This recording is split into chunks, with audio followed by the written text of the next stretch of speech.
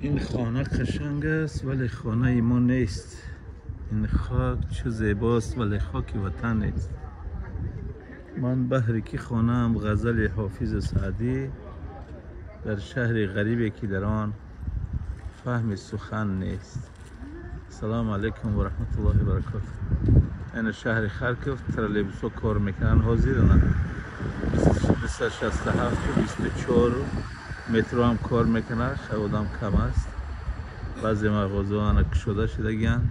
مرحمت معروف هم ایپاگا با فکرم کار میکنن. انا این جای وای شاورما همین والیوتو کار معنا. بعضی مغازه ها رفت آمد شده ایستاده است.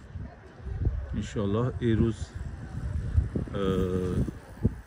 یکشنبه 20 چندم باشد. این روز پنجم باشد، 5 ایون با فکرم. مرحمت برادران،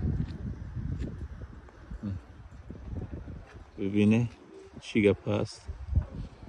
کدوم اگر قبول داره خرکفه، بعضی هستن که شوق هوس دارن ببینن.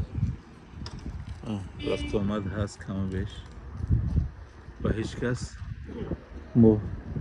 نصیحت آمدن رفتن یگان کس ما هیچی گفته نمیتونیم. اختیار هر کس خودش داره. برای نفر که بسیار میپرسنده ای ما مرحمت سحری ساعت 9 حاضر نظر از پیش ما برآمده رفت. السلام علیکم و رحمت الله و برکاته.